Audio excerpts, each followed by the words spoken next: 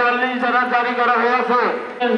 শোভাযাত্রা, picketing, microphone ব্যবহার, ডাকডোল পিটানো, গোলযোগ সৃষ্টি, লাঠিসোঁটা, অস্ত্রশস্ত্র ও বিস্ফোরক দ্রব্যাদি পরিবহন এবং সর্বসাধারণের বেআইনি অনুপ্রবেশ নিষিদ্ধ ঘোষণা করে 144 ধারা জারি করা হয়েছে।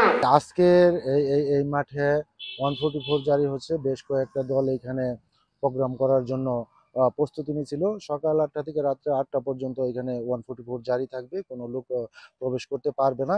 সেটাই আমাদের নির্দেশনা দিয়েছেন আমাদের অফিসার ইনচার্জ মহোদয়।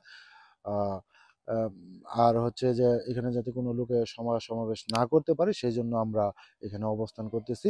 টানা তৃতীয়বার অর্জন করেছে দেশের সেরা সুপার ব্র্যান্ড স্বীকৃতি বসুন্ধরা টিস্যু। আজকে সকাল 8টা থেকে রাত্র 8টা পর্যন্ত আমরা এখানে অবস্থান করব, যাতে কোনো ধরনের কোনো মিটিং মিছিল না করতে পারে। এখানে বঙ্গবীর সাহেবের একটা মনে সভা ছিল, তারপরে বিএনপির সভা ছিল, জামাতের সভা ছিল। কেউ করতে পারবে না, আমরা কেউ করতে দিচ্ছি না।